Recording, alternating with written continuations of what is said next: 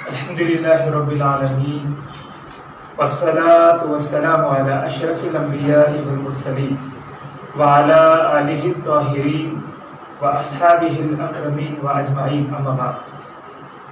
معزز ناظرین، خواتین و حضرات، السلام علیکم ورحمۃ اللہ وبرکاتہ۔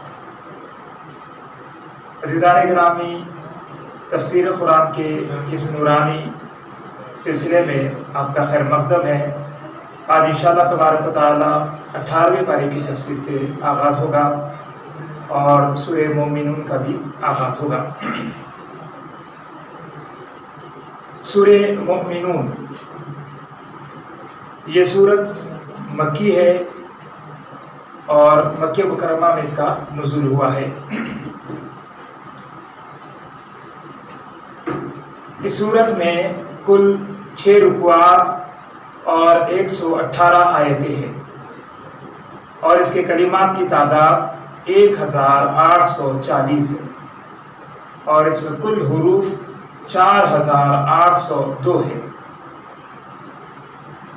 اس سورت کا نام سورہ مومنون رکھنے کی وجہ تسمیہ یہ ہے کہ اس سورت کی پہلی آیت میں اللہ تعالیٰ نے مومنوں سے خطاب کرتے ہوئے انہیں کامیاب اور فائز المرام بتایا ہے، تو اسی نسبت سے اس سورت کا نام سورہ مومنون رکھا گیا ہے۔ بسم اللہ الرحمن الرحیم۔ قد افلح المؤمنون الذین هم فی صلاتهم خاشعون۔ بے شک دونوں جہاں میں بامراد ہو گئے ایمان والے، وہ ایمان والے جو اپنی نمازوں میں خشوع و خضوع کرتے ہیں۔ اب یہاں پر جو ہے عزیزان گرامی اللہ تعالیٰ جو ہے کامیاب مومنین کی صفات کو بیان فرما رہے ہیں اور اس بات کی یہاں پر بشارت دی جا رہی ہے کہ وہ مومنین کامیاب ہو گئے جو اپنی نمازوں میں خشوع و خضوع رکھتے ہیں، عزم و انکساری رکھتے ہیں۔ پھر فرمایا گیا کل 7 جو ہے اعمال، 7 صفات کامیاب مومنین کی بیان کی گئی ہے۔ تو پہلی صفت نمازوں کا خشوع اور خضوع ہے، اور اس کے متعلق علماء اکرام نے یہ فرمایا ہے کہ خشوع کا یہ جو ہے مطلب ہے کہ انسان اپنی ساری توجہ نماز میں مرکوز کر دے، اللہ تعالیٰ کے سوا ہر چیز سے منہ پھیر لے، اور وہ اپنی نماز اپنی زبان سے جو تلاوت اور ذکر کرتا ہے اس کے معنی میں غور و تدبر کرے۔ تو عزیزان محترم، اس طرح خشوع کا معنی یہ ہے کہ وہ اپنی ظاہری اعضاء کو پرسکون رکھے اور اپنے دل میں خشیت الہی، اللہ کی عظمت کو اجاگر کرے اور پھر دنیاوی امور میں غور و فکر نہ کرے۔ یہ ہے خشوع و خضوع کا معنی۔ اور پھر عزیزان محترم، اس کے علاوہ اس کے ظاہری آداب یہ ہے کہ نگاہ سجدگاہ پر مرکوز رہے، دائیں بائیں مڑ کر نہ دیکھے، آگے پیچھے جسم کو حرکت نہ دے، اپنی انگلیاں نہ چٹکائے، اپنے کپڑوں کو نہ سمیٹتا رہے، سجدے میں جائے تو اپنے سجدے کی جگہ کو ہاتھوں سے صاف نہ کرتا رہے۔ حضرت ابو ہریرہ رضی اللہ تعالی عنہ سے روایت ہے، وہ فرماتے ہیں کہ نبی خدا صلی اللہ علیہ وآلہ وسلم نے ارشاد فرمایا، ایک شخص کو آپ صلی اللہ علیہ وسلم نے نماز میں داڑھی سے کھیلتا ہوا دیکھا تو فرمایا اگر اس شخص کے دل میں خشوع اور خضوع ہوتا تو اس کے ظاہری اعضاء بھی خشوع پذیر ہوتے۔ عزیزان محترم، ایک مرتبہ آپ صلی اللہ علیہ وسلم کا ارشاد مبارک ہے کہ جو شخص 2 رکعت نماز پڑھے اور اس میں کوئی دنیاوی خیال آنے نہ دے تو اللہ تعالیٰ اس کے پچھلے تمام گناہوں کو بخش دیتا ہے۔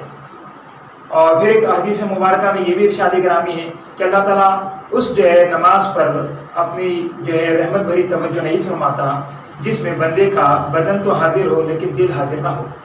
تو لہٰذا بہت ضروری ہے کہ پہلی صفت کہ اپنی نمازوں میں خشوع اور خضوع پیدا کرے۔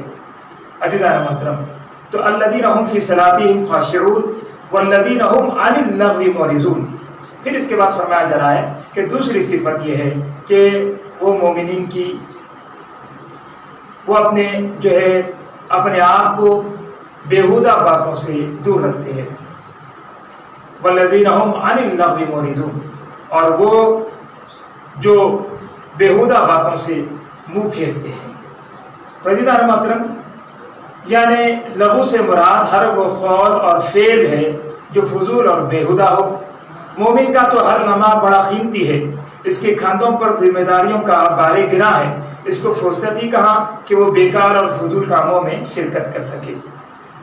तो लिहाजा अपने जो है तमाम औकात की हिफाजत करनी चाहिए, चाहे वो सबके साथ रहे, चाहे अकेला रहे, चाहे वो जो है अज़ीज़ान गिरामी घर में रहे, चाहे वो बाहर जो है रहे, जहाँ कहीं भी हो, जिस हालत में भी हो, हर हालत में लघु और फजूल चीज़ों से अपने आप की हिफाजत करनी चाहिए। फिर इसके बाद तीसरी सिफत यहाँ पर यह बयान की जा रही है, वल्लज़ीना हुम लिज़्ज़काति फ़ाइलून, और वो जो ज़कात अदा करते हैं। यानी अज़ीज़ान गिरामी, मोमिनीन जो है कामयाब मोमिनों की निशानी यह है कि वो अल्लाह और अल्लाह के रसूल के तमाम अहकाम को निहायत ही खुशदिली के साथ अदा करते हैं।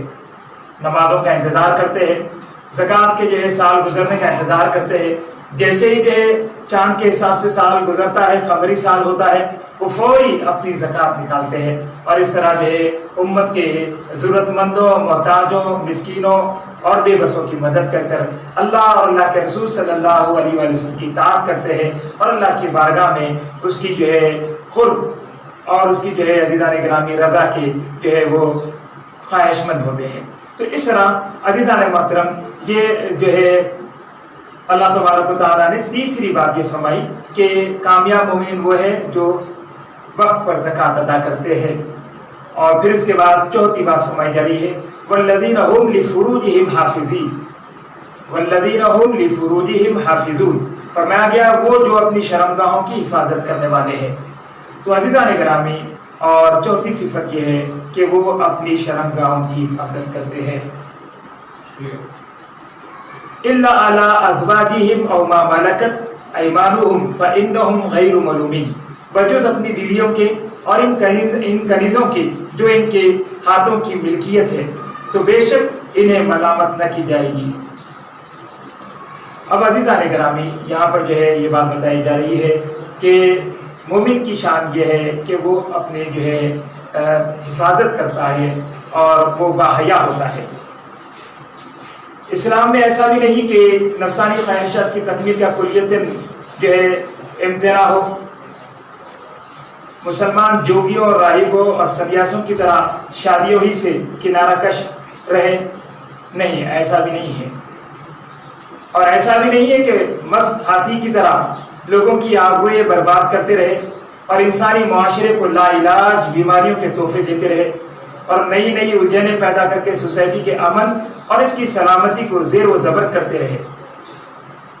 इस्लाम में नफ्सानी ख्वाहिश की तकमील के दो तरीक़े ही रवा है। एक, निकाह के ज़रिए अपनी मनकूहा यानी अपनी बीवी के साथ अपनी नफ्सानी ख्वाहिश की तकमील करे, और दूसरा अपनी ममलूका कनीज़, यानी कि अब क्योंकि ग़ुलामी का दौर तो रहा नहीं और इंसान ग़ुलामों की ज़िंदगी जो है ग़ुलाम बनाया जा रहा नहीं और ये चीज़ें मादूम है। लेकिन यह दूसरी सूरत यहाँ पर ये बयान की गई है कि पहले ज़माने में क्योंकि इंसानों को ग़ुलाम बनाया जाता था और उन्हें ग़ुलाम बना कर रखा जाता था और उस तरह जो है ग़ुलाम और जो है कनीज़ें हुआ करती थी। तो फरमाया जा रहा है कि दूसरी सूरत यह है कि ममलूका कनीज़ जो है जो उसके पास हो वो उससे अपने ख्वाहिश की तकमील कर सकता है। और फिर फरमाया जा रहा है कि इन दो जो है तरीक़ों के अलावा दूसरे तमाम तरीक़े हराम कर दिए गए हैं। और इरशाद खुदावन है, फ़मन इब्तग़ा वराअ ज़ालिका फ़उलाइका हुमुल आदून, और जिसने ख्वाहिश की इन दो के मासिवा तो यही लोग हद से बहुत ज़्यादा तजावुज़ करने वाले हैं। तो अब लिहाजा यहाँ पर यह बात वाज़ेह तौर पर फरमा दी गई कि इन दो तरीक़ों के अलावा कोई और तरीक़ा नहीं है, यही पाकीज़ा तरीक़े हैं, इन्हीं को अपनाना चाहिए। यानी कि अब फिल वक्त फी ज़माना जो है वो अपने नफ्सानी ख्वाहिश की तकमील का बेहतरीन तरीक़ेकार वो निकाही है। निकाही के ज़रिए जो है आप इसको पूरा कर सकते हैं और ये बिल्कुल पसंदीदा और महबूब तरीन तरीक़ा है। और फिर यानी कि जो अहले तशरीह हज़रात के पास मुता का मामला है कि वो लोग जो है कॉन्टेक्ट मैरिज को जायज़ करार देते हैं और उसे मुबाह समझते हैं और फिर ज़्यादती तो यह है कि उसमें हरज भी नहीं समझते। میں فقط ان صاحبان کی غیرت ایمانی اور حمیت انسانی سے اتنا پوچھنے کی اجازت طلب کرتا ہوں کہ کیا وہ اپنی بچیوں اپنی بہنوں کے لیے یہ بات پسند کرتے ہیں کہ انہیں کوئی متع کا پیغام دے یا وہ متع کرتی پھرے؟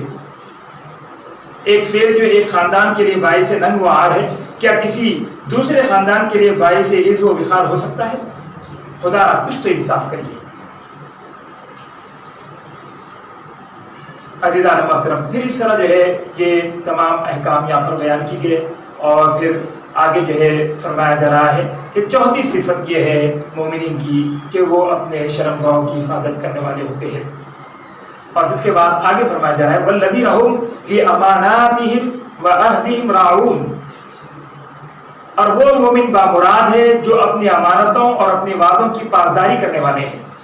یعنی چوتھی پانچویں صفت یعنی کہ امانت کے ادا کرنے والے، اور چھٹی صفت ان کی یہ ہے کہ وہ جو ہے وعدوں کو پورا کرنے والے ہیں۔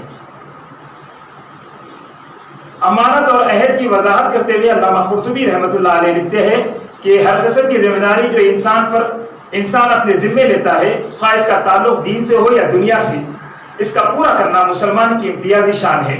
ملت اسلامیہ کا ہر فرد، خواہ وہ امیر ہو کہ غریب ہو، کالا ہو کہ گورا ہو، چاہے وہ جو ہے فقیر ہو کہ جو ہے بادشاہ ہو، اسلامی معاشرے کا ایک ذمہ دار فرد ہونے کی حیثیت سے جو فرائض اس پر عائد ہوتے ہیں اور جو عہد و پیمان وہ کسی سے کرتا ہے، ان سب کو بخوبی انجام دینا مومن کی خصوصی صفات میں سے ایک اہم صفت ہے۔ چنانچہ ایک صحیح حدیث مبارکہ میں حضور نبی پاک علیہ الصلوۃ والسلام نے عہد شکنی اور امانت میں خیانت کو منافق کی علامت قرار دیا ہے۔ اس طرح 6 صفات ہوئی، اور 7ویں صفت جو ہے والذین هم علی صلواتہم یحافظون، اور کامیاب جو ہے بامراد مومن وہ ہے جو اپنی نمازوں کی پوری حفاظت کرتے ہیں۔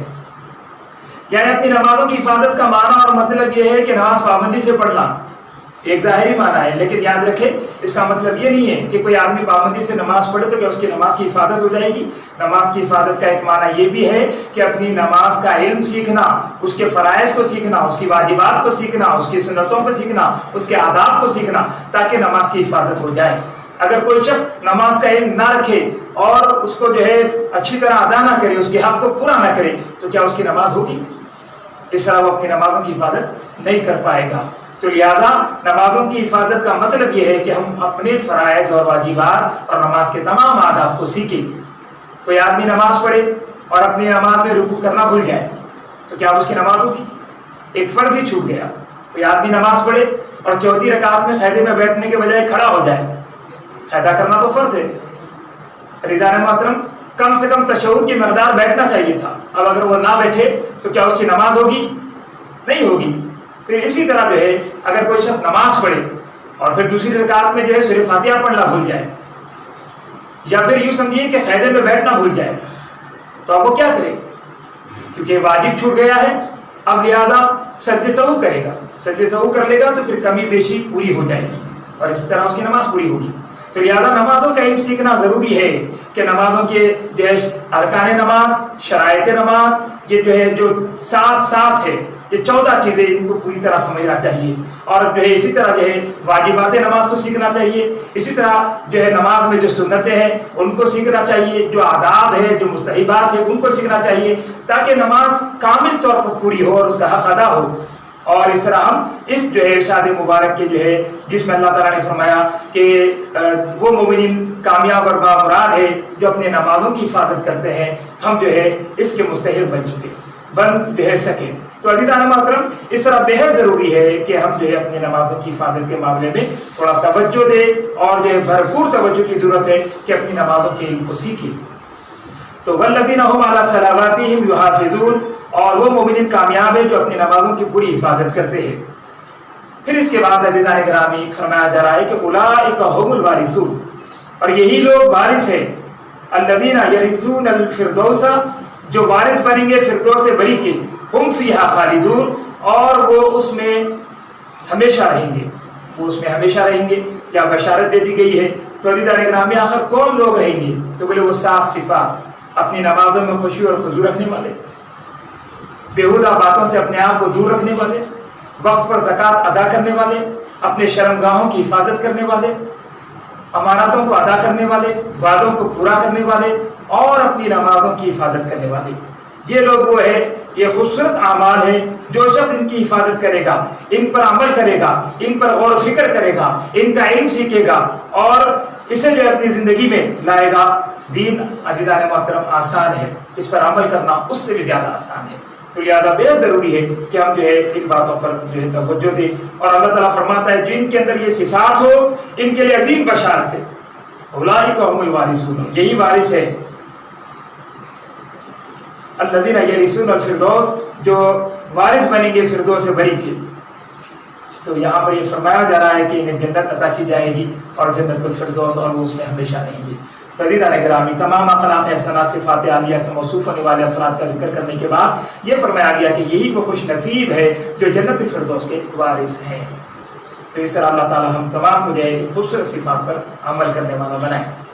आगे जो है ये इरशाद हो रहा है, या अय्युहर रुसुलु कुलू मिनत तय्यिबाति वअमलू सालिहन इन्नी बिमा तअमलून अलीम। ऐ मेरे पैगम्बरों, पाकीज़ा चीज़ें खाओ और अच्छे काम करो, बेशक मैं जो अमाल तुम कर रहे हो उनसे खूब वाकिफ हूँ। एक रोज़ नबी रहमत सल्लल्लाहु अलैहि वसल्लम ने फरमाया, ऐ लोगों, अल्लाह पाक है और पाकीज़ा चीज़ को ही पसंद फरमाता है। नीज़ अल्लाह ताला ने मोमिनीन को उसी बात का हुक्म दिया है जिसका हुक्म उसने अपने रसूलों को दिया था। इसके बाद यह आयत तिलावत फरमाई, या अय्युहल्लज़ीना आमनू कुलू मिनत तय्यिबाति कुलू मिन तय्यिबाति मा रज़क़नाकुम। ऐ ईमान वालो, पाकीज़ा तय्यब चीज़ें खाओ जो हमने तुम्हें अता फरमाई है। फिर इरशाद फरमाया, एक आदमी दूर दराज मुकाम का सफ़र करता है। अब आप सल्लल्लाहु अलैहि वसल्लम जो है एक बात यहाँ पर बयान फरमा रहे हैं, इरशाद गिरामी है, तवज्जो चाहता हूँ कि एक आदमी दूर दराज मुकाम का सफ़र करता है, उसके बाल परागंदा और गुबार आलूद हैं, वो आसमान की तरफ हाथ उठाकर दुआ मांगता है, या रब, कहता है या रब। हालांकि उसने जो खाया है वो भी हराम है, जो उसने पिया है वो भी हराम है, जो उसने पहना हुआ है वो भी हराम है और इसकी खुराक भी हराम से है। तो ऐसे हरामखोर आदमी की दुआ कैसे कबूल होगी? इमाम बुखारी ने इस रिवायत को बयान किया है। इस इरशाद गिरामी से मालूम हुआ कि कबूलियत दुआ के लिए रिज़्क़ हलाल एक बुनियादी शर्त है। औलिया इकराम, औलिया उम्मत ने फरमाया है कि अक्ल हलाल, हलाल रोज़ी और सिद्क़ मक़ाल, सच्ची बात का नाम ही विलायत है।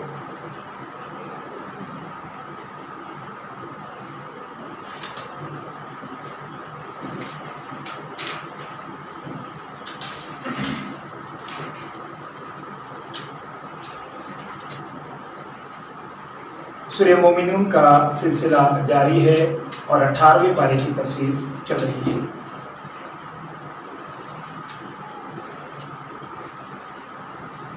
अल्लाह ताला इरशाद फरमाते हैं, वक़ुल रब्बी अऊज़ु बिका मिन हमाज़ातिश शयातीन व अऊज़ु बिका रब्बी अन यहज़ुरून।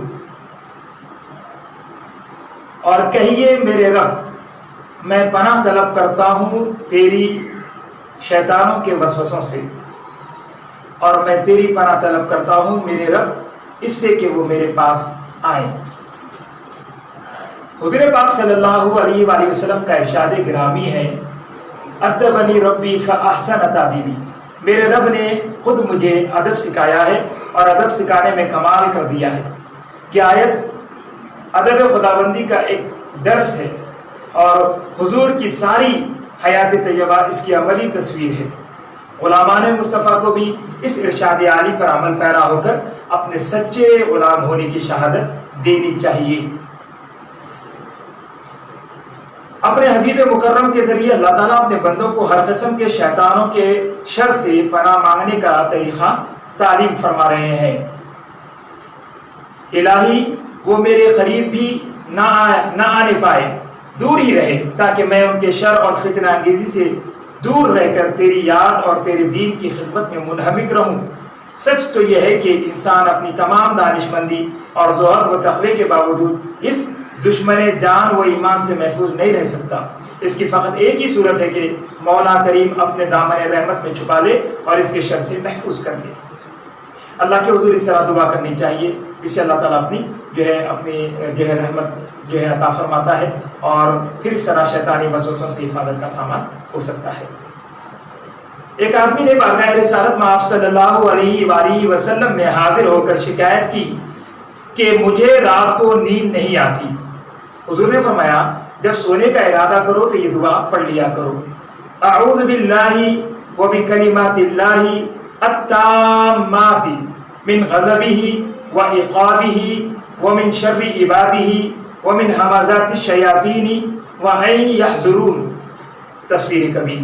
علامہ ابن کثیر رحمۃ اللہ علیہ امام احمد رحمۃ اللہ علیہ کے حوالے سے لکھتے ہیں کہ حضرت عبداللہ ابن عمر رضی اللہ تعالیٰ عنہ اپنے سارے بالغ لڑکوں کو یہ کلمات سکھایا کرتے اور سوتے وقت پڑھنے کا حکم دیتی، اور جو نابالغ بچے ہوتے ان کے گلے میں یہ کلمات لکھ کر ڈال دیتے، چٹھی پر لکھ کر گلے میں لٹکا لیتے۔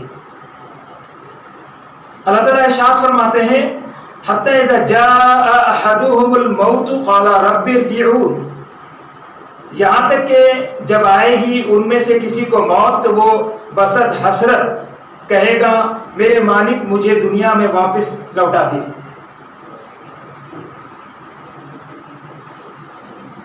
لعلی اعمل صالحا فیما ترکت کلا انہا کلمۃ هو قائلها ومن ورائهم برزخ الى یوم یبعثون۔ شاید میں اچھے کام کروں اس دنیا میں دوبارہ جا کر جیسے میں ایک بار چھوڑ آیا ہوں، ایسا نہیں ہو سکتا، یہ ایک لغو بات ہے جو وہ کہہ رہا ہے، اور ان کے آگے ایک آڑ ہے اس دن تک جب وہ دوبارہ زندہ کیے جائیں گے۔ یہ اللہ تعالیٰ کا ارشاد مبارک ہوا اور اس کا ترجمہ ہوا۔ آگے تفسیر یہ ہے کہ کفار کی آنکھیں اس وقت کھلتی ہے جب موت کا فرشتہ پیغام اجل لے کر آتا ہے، اس وقت کف افسوس ملتے ہیں لیکن بے حاصل۔ حضرت عبادہ بن صامت رضی اللہ تعالیٰ عنہ سے مروی ہے کہ حضور نبی کریم علیہ السلام نے ارشاد فرمایا جو اللہ تعالیٰ کی ملاقات کو پسند کرتا ہے اللہ تعالیٰ بھی اس سے ملاقات کرنے کو پسند فرماتے ہیں، اور جو اللہ تعالیٰ کی ملاقات کو ناپسند کرے اللہ تعالیٰ بھی اس سے ملاقات کرنا پسند نہیں فرماتے۔ حضرت عائشہ صدیقہ رضی اللہ تعالی عنہا نے عرض کی یا رسول اللہ صلی اللہ علیہ وآلہ وسلم ہم تو موت کو پسند نہیں کرتے۔ حضور پاک صلی اللہ علیہ وآلہ وسلم نے فرمایا یہ مقصد نہیں، بلکہ جب مومن کو موت آتی ہے تو اسے بشارت دی جاتی ہے کہ اللہ تعالیٰ تجھ پر راضی ہے اور تیری عزت افزائی ہوگی، وہ آگے جانے کے بعد بہت پسند کرتا ہے، اور خداوند کریم بھی اس کی ملاقات کو پسند فرماتا ہے، اور کافر کو اس وقت عذاب کی نبید سنائی جاتی ہے اور وہ آگے جانا ہرگز پسند نہیں کرتا، تو اللہ تعالیٰ بھی اس کی ملاقات کو پسند نہیں کرتا۔ صحیح ہے نے اس کی روایت کی ہے۔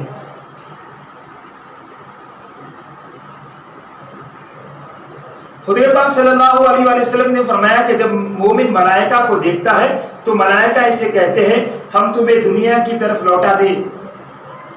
مومن کہتا ہے اس دنیا کی طرف جو آلام و مصائب کی دنیا ہے، میں ادھر نہیں جانا چاہتا بلکہ مجھے اللہ کی طرف لے چلو، لیکن کافر ایسے وقت میں چلاتا ہے اور کہتا ہے کہ اے رب مجھے دنیا میں لوٹا دے۔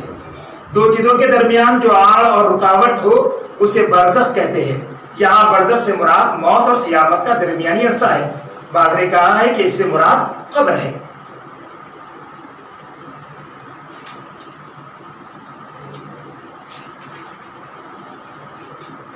عزیزان محترم، اس طرح جو ہے سورۃ المومنون کا اختتام ہوا اور پھر سورہ نور کا آغاز ہونا چاہتا ہے۔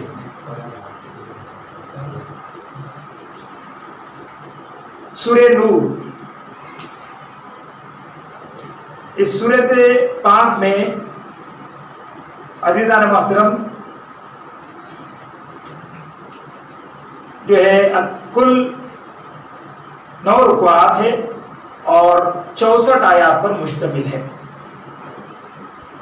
یہ سورت مدنی ہے، مدینہ منورہ میں نازل ہوئی ہے، اور اس سورت کا نام سورہ نور رکھنے کی وجہ تسمیہ یہ ہے کہ اللہ تبارک و تعالیٰ نے اس سورت کی آیت نمبر 35 میں اللہ نور السماوات والارض کے کلمات سے جو ہے آیات کا نزول فرمایا ہے، اور اسی جو ہے نور الہی کی نسبت سے اس سورت کا نام سورۃ النور رکھا گیا ہے۔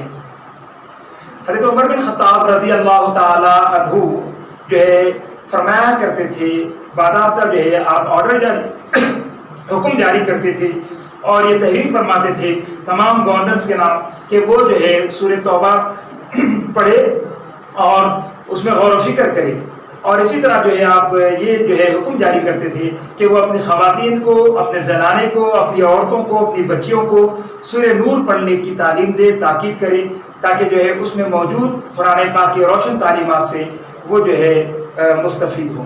تو عزیزان گرامی، یہ سورہ نور ہے، اس میں جو ہے بے شمار اللہ تبارک و تعالیٰ نے احکامات نازل فرمائے ہیں۔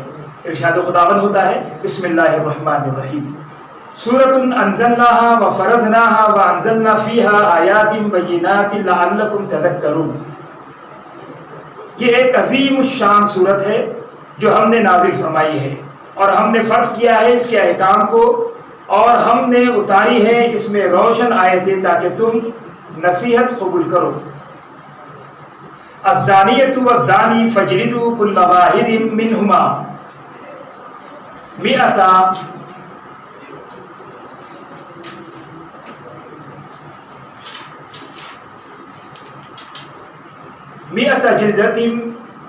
جلدۃ ولا تأخذوکم بہما رأفۃ فی دین اللہ ان کنتم تؤمنون باللہ والیوم الآخر ولیشہد عذابہما طائفۃ من المؤمنین۔ اب عزیزان محترم، جو ہے جو عورت بدکار ہو اور جو مرد بدکار ہو تو لگاؤ ہر ایک کو ان دونوں میں سے 100 درے، اور نہ آئے تمہیں ان دونوں پر ذرا رحم اللہ تعالیٰ کے دین کے معاملے میں۔ اگر تم ایمان رکھتے ہو تو اللہ تعالیٰ پر اور روز آخرت پر، اور چاہیے کہ مشاہدہ کرے دونوں کی سزا کو اہل ایمان کا ایک گروہ۔ تو اس طرح جو ہے یہاں پر بدکاری کرنے والے مرد اور عورت کی سزا کا تذکرہ ہو رہا ہے، اور انہیں جو ہے سخت ترین سزا تجویز کی گئی ہے۔ اللہ تعالیٰ اس طرح جو ہے تمام بری اور فحش باتوں سے ہماری حفاظت فرمائے۔ سورہ نور کا آغاز ہوا اور اس میں معاشرتی جو ہے آداب کی تعلیم دی گئی ہے، اور بتایا جا رہا ہے کہ کس طرح معاشرے میں رہے اور پاک صاف رہنے اور اپنے جو ہے کردار کی پاکیزگی کو برقرار رکھنے کی یہاں پر تعلیم دی جا رہی ہے۔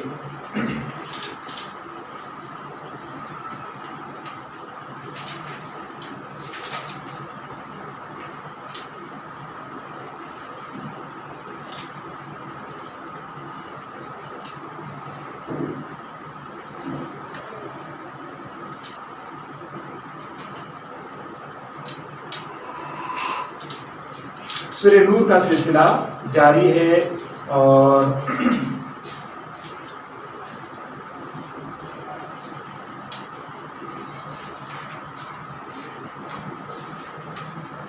اس میں جو احکام خداوند بیان کیے گئے ہیں اسے میں آپ کے سامنے رکھنے کی سعادت حاصل کر رہا ہوں۔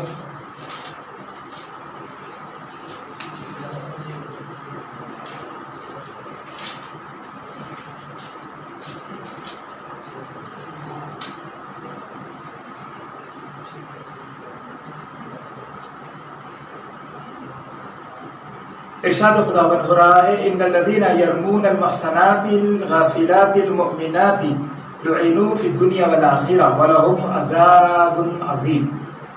جو لوگ تہمت لگاتے ہیں پاک دامن عورتوں پر جو انجان ہیں، ایمان والیاں ہیں، ان پر پھٹکار ہے دنیا اور آخرت میں، اور ان کے لیے عذاب عظیم ہے۔ یوم تشہد علیہم السنتہم یوم تشہد علیہم السنتہم وایدیہم وارجلہم بما کانوا یعملون یومئذ یوفیہم اللہ دینہم الحق ویعلمون ان اللہ هو الحق المبین۔ وہ یاد کرے اس دن کو جب گواہی دیں گی ان کے خلاف ان کی زبانیں، ان کے ہاتھ اور ان کے پاؤں ان اعمال پر جو وہ کیا کرتے تھے۔ اس روز پورا دے گا انہیں اللہ تعالیٰ ان کا بدلہ جس کے وہ حقدار ہے، اور وہ جان لیں گے اللہ تعالیٰ ہی ٹھیک فیصلہ کرنے والا ہے، ہر بات واضح کرنے والا ہے۔ تو اس طرح عزیزان محترم حکم خداوند ہوا اور فرمایا گیا کہ کسی جو ہے پاک دامن عورت پر تہمت نہ لگائی جائے۔ اور نبی پاک صلی اللہ علیہ وآلہ وسلم کا ارشاد مبارک ہے، حضور علیہ السلام نے ارشاد فرمایا 7 ہلاک کر دینے والی چیزوں سے بچو۔ حضور نے صحابہ کرام سے پوچھا یا رسول اللہ وہ کون سی چیزیں ہیں؟ حضور نے فرمایا وہ 7 چیزیں یہ ہے، اللہ تعالیٰ کے ساتھ کسی کو شریک کرنا، یعنی کسی چیز کو شریک کرنا، دوسری چیز جادو کرنا، تیسری چیز کسی بے گناہ کو قتل کرنا، چوتھی چیز سود کھانا، 5ویں شے یتیم کا مال کھانا، 6ٹھی چیز میدان جنگ سے بھاگ آنا، اور 7ویں چیز پاک دامن انجان ایماندار خواتین پر جھوٹی تہمت لگانا۔ حضرت حذیفہ رضی اللہ تعالیٰ عنہ سے مروی ہے کہ حضور نبی پاک صلی اللہ علیہ وسلم نے فرمایا، طبرانی کی روایت ہے، کسی پاک دامن عورت پر بہتان لگانا 100 سال کی نیکیوں کو برباد کر دیتا ہے۔ عزیزان محترم، پھر اس طرح جو ہے سورہ نور کا سلسلہ جاری ہے اور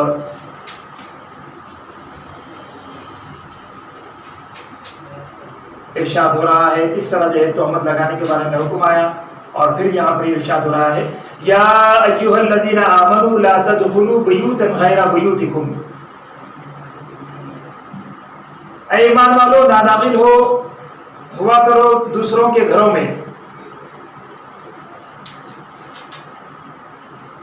اپنے گھروں کے سوا، حتی تستأنسوا وتسلموا علی اہلھا، جب تک کہ تم اجازت نہ لے لو اور سلام نہ کر لو ان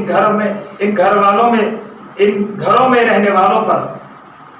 ذالکم خیر لکم لعلکم تذکرون، یہی بہتر ہے تمہارے لیے شاید تم اس کی حکمتوں میں غور و فکر کرو۔ فإن لم تجدوا فیہا احدا فلا تدخلوها حتی یؤذن لکم، پھر اگر نہ پاؤ ان گھروں میں کسی کو جو تمہیں اجازت دے تو نہ داخل ہو ان میں یہاں تک کہ اجازت دی جائے تمہیں۔ وَإِنْ قِيلَ لَكُمُ ارْجِعُوا فَارْجِعُوا هُوَ أَزْكَىٰ لَكُمْ، اور اگر کہا جائے تمہیں کہ واپس چلے جاؤ تو واپس چلے جاؤ، یہ طرز معاشرت بہت پاکیزہ ہے۔ وَاللَّهُ بِمَا تَعْمَلُونَ عَلِيمٌ، اور اللہ تعالیٰ جو کچھ تم کرتے ہو خوب جاننے والا ہے۔ تو عزیزان محترم، اس طرح طرز معاشرت یہاں پر جو ہے سمجھائے جا رہے ہیں اور بتایا جا رہا ہے کہ کس طرح گھر میں رہے اور گھر میں رہنے اور آنے جانے کے آداب کیا ہے۔ یہاں اسلامی طرز معاشرت کے چند اہم قواعد اور قاعدے جو ہے سکھائے جا رہے ہیں۔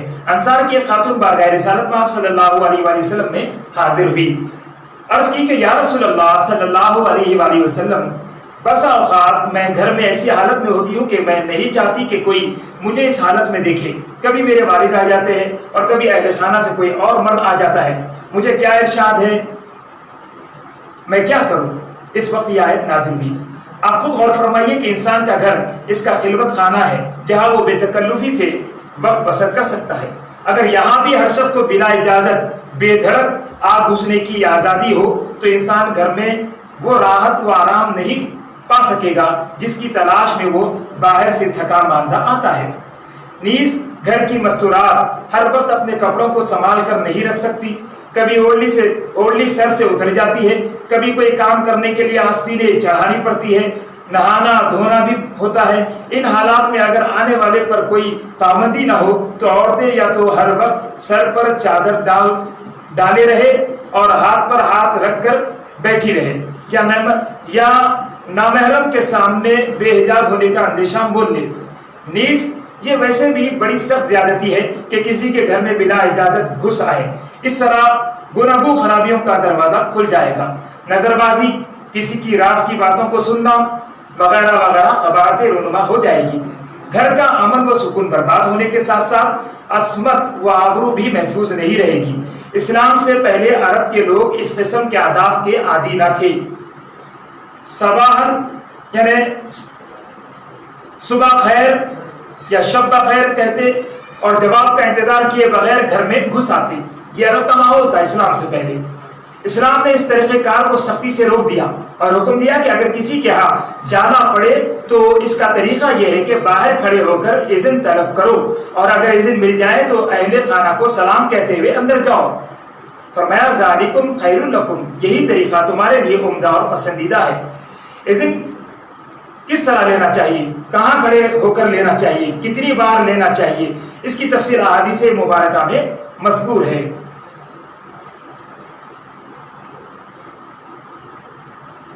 اذن لینے کا طریقہ یہ ہے کہ سلام بھی کہے اور داخل ہونے کی اجازت بھی طلب کرے اور اپنا نام بھی بتائے۔ حضرت فاروق اعظم رضی اللہ تعالیٰ عنہ جب شرف باریابی حاصل کرنا چاہتے تو یوں عرض کرتے: السلام علیک یا رسول اللہ ایدخل عمر، ایدخل عمر، یا رسول اللہ آپ پر سلام ہو، کیا عمر حاضر ہو سکتا ہے؟ حضرت عمر رضی اللہ تعالیٰ عنہ یہ کلمات کہا کرتے کہ السلام علیک یا رسول اللہ ایدخل عمر۔ تو عربی زبان میں کیونکہ کلمات ہے، عربی زبان جو ہے وہاں کی اپنی مادری زبان تھی، تو کم سے کم یہ کہنا چاہیے کہ جو بھی شخص جو ہے گھر میں داخل ہو تو پہلے جو ہے دستک دے، سلام کرے، اس کے بعد کہے کہ میں فلاں ہوں، اپنا نام بتائے اور پوچھے کہ کیا میں اندر داخل ہو سکتا ہوں۔ تو اس طرح جو ہے یہ مسنون طریقہ ہے۔ ایک شخص دروازے پر آیا اور کہا ادخلو، کیا میں گھس آؤں، اندر داخل ہوں؟ حضور کی روضہ نامی باندی حاضر تھی۔ حضور پاک صلی اللہ علیہ وسلم نے فرمایا اے روضہ جا اور اسے اذن مانگنے کا، اجازت لینے کا طریقہ سکھا کہ اسے یوں کہنا چاہیے تھا: السلام علیکم ادخلو۔ اگر صاحب خانہ اذن طلب کرنے والے سے پوچھے کہ تم کون ہو تو اسے اپنا نام بتانا چاہیے، صرف یہ کہنا کہ میں ہوں درست نہیں، حضور نے اس کو ناپسند فرمایا ہے۔ حضور علیہ الصلوۃ والسلام کا یہ معمول تھا کہ جب اذن طلب فرماتے تو دروازے کے سامنے کھڑے نہ ہوتے بلکہ دائیں یا بائیں کھڑے ہوتے، کیونکہ اس وقت دروازوں پر پردے لٹکانے کا رواج نہ تھا۔ نیز دروازے کو کھٹکھٹانا بھی، دستک دینا بھی اذن طلب کرنے کا ایک طریقہ ہے۔ آج کل کئی گھروں میں گھنٹی لگی ہوتی ہے، اسے بجا کر بھی اذن طلب کیا جا سکتا ہے۔ زیادہ سے زیادہ 3 بار اذن طلب کرنا چاہیے۔ اگر تیسری بار جواب نہ آئے تو واپس چلا آئے، کیونکہ اس سے زیادہ اذن طلب کرنا صاحب خانہ کو اذیت دینا، تکلیف دینا اور پریشان کرنا ہے۔ ہو سکتا ہے کہ وہ اس وقت ایسے کام میں مشغول ہو جسے وہ منقطع نہ کر سکتا ہو۔ جس گھر میں ماں یا بہن رہائش پذیر ہو وہاں جاتے ہوئے بھی اذن طلب کرنا چاہیے۔ احتیاط کا تقاضا تو یہ ہے کہ اپنے گھر جہاں اس کی اہلیہ ہو اطلاع دیے بغیر داخل نہ ہو، بلکہ پاؤں کی آہٹ کرنے سے یا کھکارنے سے اپنی آمد کی اطلاع دے دی۔ ہو سکتا ہے کہ کوئی اجنبیہ عورت گھر میں اس کی بیوی سے ملنے آئی ہو۔ اسلام نے صرف بلا اجازت داخل ہونے پر ہی پابندی نہیں لگائی بلکہ بلا اجازت کسی کے گھر میں جھانکنا بھی ممنوع قرار دیا ہے۔ نبی کریم صلی اللہ علیہ وآلہ وسلم کا ارشاد گرامی ہے، آپ صلی اللہ علیہ وسلم ارشاد فرماتے ہیں دوسروں کے گھر میں ان کی اجازت کے بغیر جھانکے ان کے لیے جائز ہے کہ وہ اس کی آنکھ نکال دے۔ صحیح مسلم۔ کتنی بڑی وعید ہے۔ تو عزیز دوستو، لہذا اس سے اجتناب کرنا چاہیے۔ اس طرح شریعت نے گھر کو انسان کے لیے ایسا محکم مضبوط حصار بنا دیا ہے جس میں اس کی اجازت کے بغیر نہ کوئی جھانک سکتا ہے نہ قدم رکھ سکتا ہے، تاکہ صاحب خانہ بڑی بے تکلفی اور آرام و راحت سے اپنا وقت بسر کر سکے۔ تو اس طرح یہ سورہ نور کے احکام ہے۔ اور پھر عزیزان محترم، آگے جو ہے معاشرتی آداب کا سلسلہ جاری ہے۔ فرمایا جا رہا ہے لیس علیکم جناح ان تدخلوا بیوتا غیر مسکونۃ فیہا متاع لکم واللہ یعلم ما تبدون وما تکتمون۔ کوئی حرج نہیں تم پر اگر تم داخل ہو ایسے گھروں میں جن میں کوئی آباد نہیں، جن میں تمہارا سامان رکھا ہے، اور اللہ تعالیٰ جانتا ہے جو تم ظاہر کرتے ہو اور جو تم چھپاتے ہو۔ اس آیت میں اس سے مراد یہ ہے کہ وہ سرائے یا مہمان خانے یا ہوٹلز وغیرہ جہاں ہر وقت آنے جانے کی عام اجازت ہوتی ہے، تو وہاں پر جو ہے آپ ضرور اپنا سامان رکھیں، تو وہاں پر جو ہے بار بار اجازت دینے کی ضرورت نہیں ہے، کیونکہ آپ جانتے ہیں کہ وہاں کوئی نہیں ہے اور وہ سرائے ہیں، عام اجازت ہوتی ہے اور آپ کا وہاں مال و متاع اور سامان رکھا ہے، تو آپ وہاں پر جا کر اپنا سامان حاصل کر سکتے ہیں۔ پھر اس کے بعد عزیزان گرامی فرمایا جا رہا ہے کہ قل للمؤمنین یغضوا من ابصارہم ویحفظوا فروجہم۔ آپ حکم دیجئے مومنوں کو کہ وہ نیچی رکھے اپنی نگاہیں اور حفاظت کرے اپنی شرمگاہوں کی۔ شریعت اسلامیہ فقط گناہوں سے نہیں روکتی اور ان کے ارتکاب پر سزا نہیں دیتی، بلکہ ان تمام وسائل اور ذرائع پر پابندی عائد کرتی ہے اور انہیں ممنوع قرار دیتی ہے جو انسان کو گناہوں کی طرف لے جاتے ہیں، تاکہ جب گناہوں کی طرف لے جانے والا راستہ ہی بند ہوگا تو گناہوں کا ارتکاب آسان نہیں ہوگا۔ طبیعت میں ہیجان پیدا کرنے والے اور جذبات شہوت کو مشتعل کرنے والے اسباب سے نہ روکنا اور ان کو کھلی چھٹی دے دینا اور پھر یہ توقع رکھنا کہ ہم اپنے قانون کی قوت سے لوگوں کو برائی سے بچا لیں گے، بڑی نادانی ہے۔ اگر کوئی نظام ان عوامل اور محرکات کا خلاف خواہ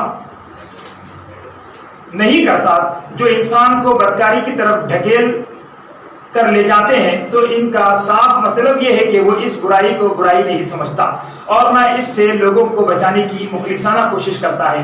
اس کی زبان پر جو کچھ ہے وہ اس کے دل کی صدا نہیں بلکہ محض ریاکاری ہے۔ تو عزیزان محترم، اس لیے جو ہے بچوں سے روکا جاتا ہے، کہا جاتا ہے کہ بابا دیکھو وہ جو ہے اس سے بچو اور فون سے بچو، اس لیے کہا جاتا ہے۔ فون سے بچو بولنے کا مطلب فون کی برائی سے بچو۔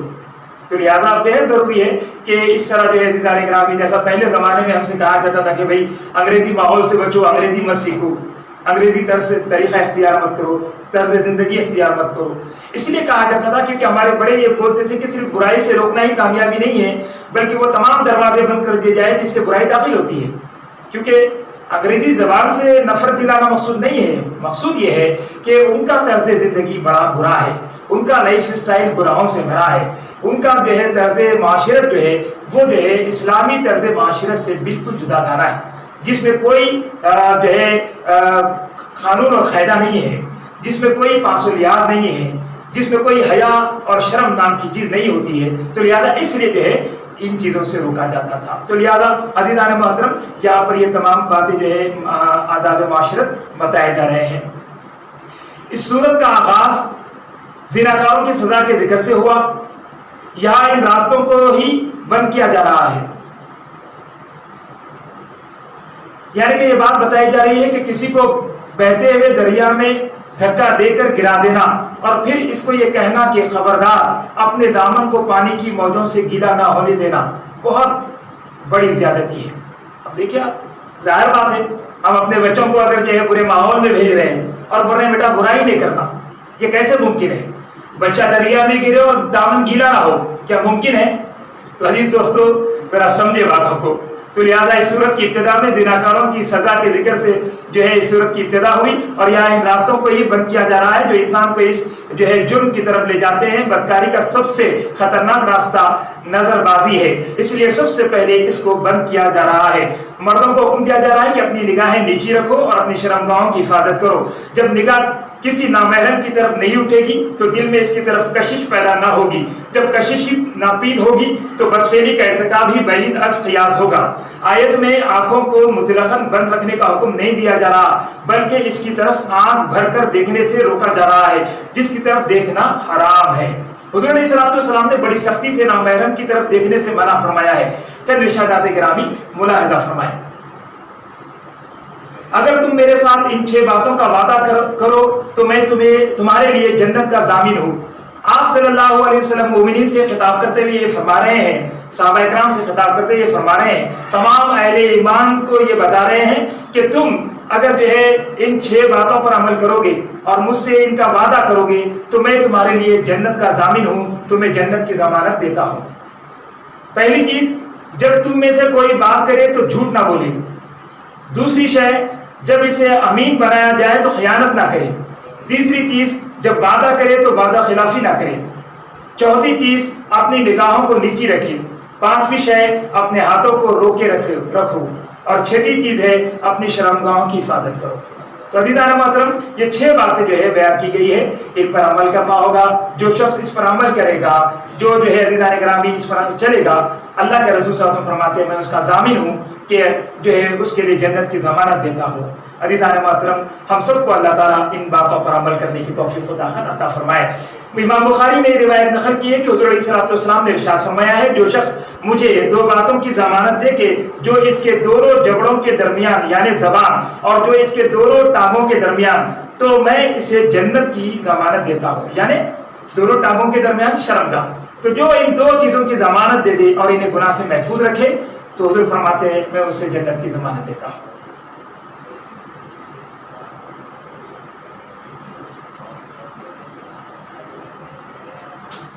اب عزیزان محترم یہ معاشرتی آداب کا سلسلہ جاری ہے اور اس طرح جو ہے اللہ تعالیٰ ارشاد فرما رہے ہیں وَقُلْ لِلْمُؤْمِنَاتِ يَغْضُضْنَ مِنْ أَبْصَارِهِنَّ وَيَحْفَظْنَ فُرُوجَهُنَّ وَلَا يُبْدِينَ زِينَتَهُنَّ إِلَّا مَا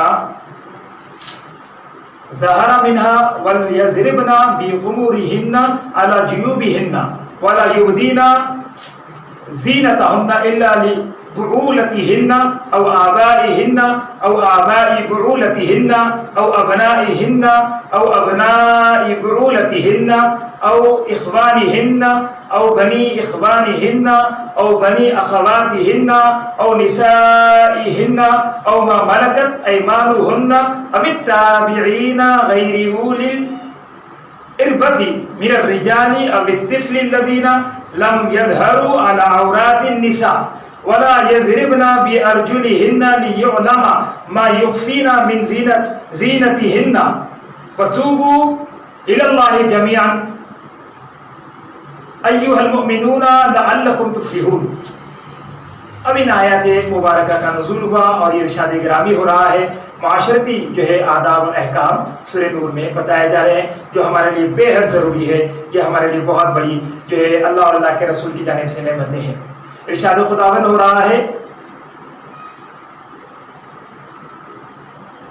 اور آپ حکم دیجئے ایماندار عورتوں کو کہ وہ نیچی رکھا کرے اپنی نگاہیں. پہلے مردوں کو حکم ہوا اب عورتوں کو حکم آ رہا ہے.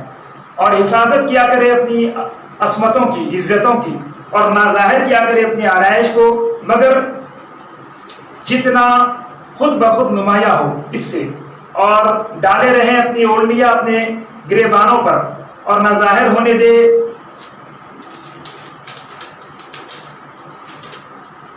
اپنی آرائش کو مگر اپنے شوہروں کے لیے یا اپنے باپوں کے لیے یا اپنے شوہروں کے باپوں کے لیے یا اپنے بیٹوں کے لیے یا اپنے خاوند کے بیٹوں کے لیے یا اپنے بھائیوں کے لیے یا اپنے بھتیجوں کے لیے یا اپنے بھانجوں کے لیے یا اپنی ہم مذہب عورتوں پر یا اپنی بادیوں پر یا اپنے ایسے نوکروں پر جو عورت کی خواہش مند نہ ہو یا ان بچوں پر جو ابھی تک آگاہ نہیں عورتوں کی شرم والی چیزوں پر, اور نہ زور سے مارے اپنے پاؤں زمین پر تاکہ معلوم ہو جائے وہ بناؤ سنگار جو وہ چھپائے ہوئے ہیں.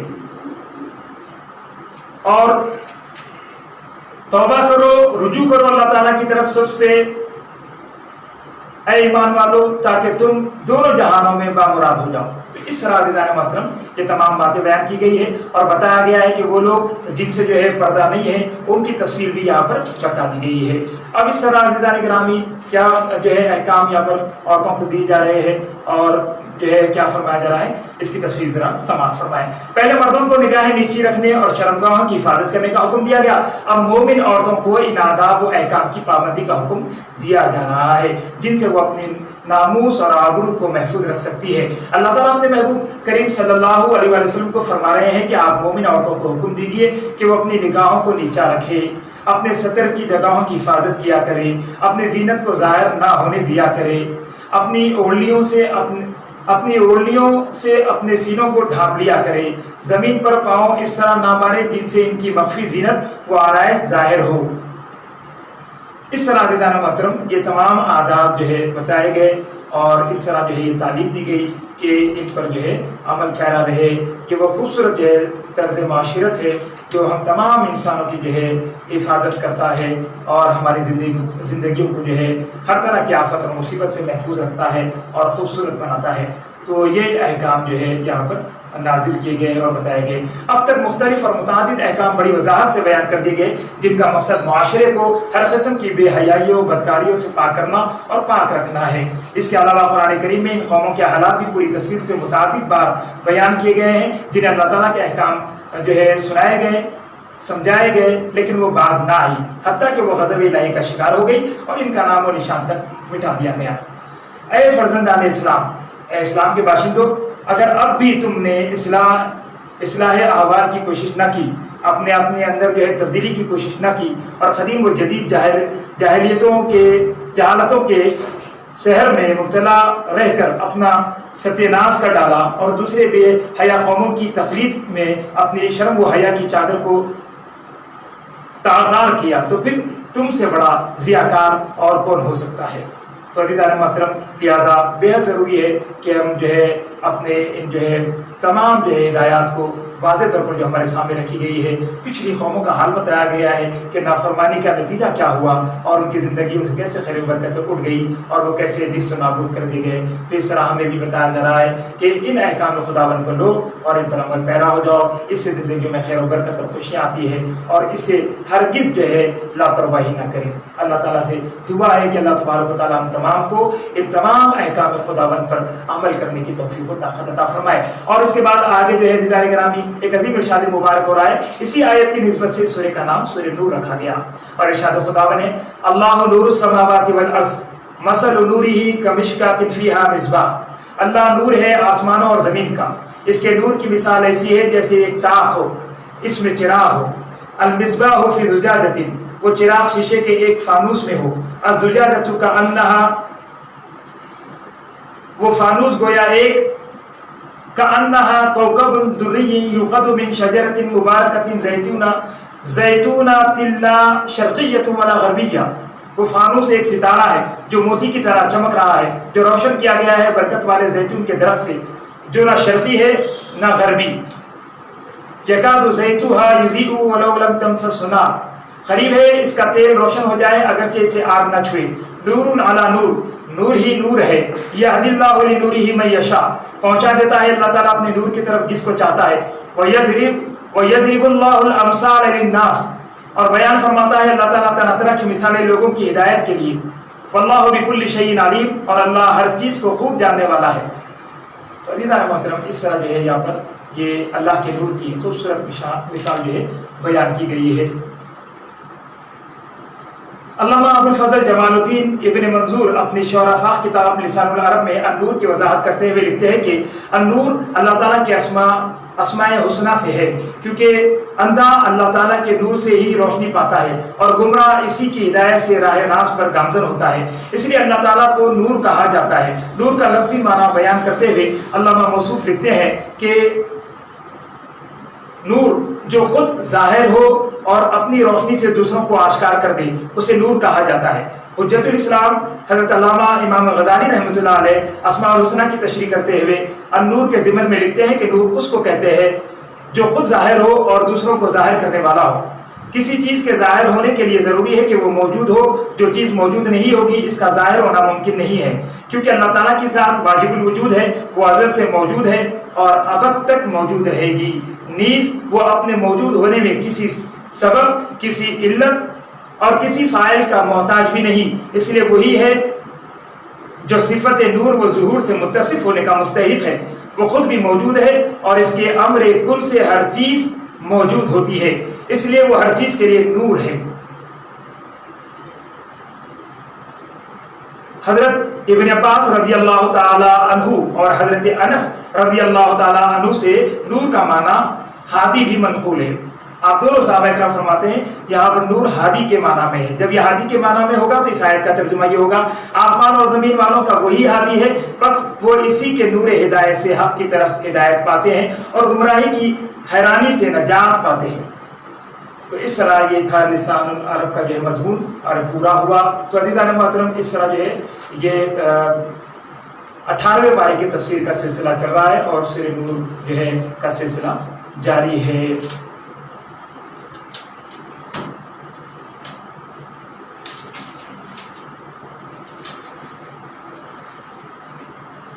اور اس طرح 18واں پارہ اور سورہ نور کے مختصر سے احکام پورے ہوئے اور اس طرح آج کی یہ تفسیر 18ویں پارے کی تکمیل ہوئی۔ وصلی اللہ تعالی علی خیر خلقہ سیدنا محمد وعلی آلہ واصحابہ اجمعین والحمد للہ رب العالمین۔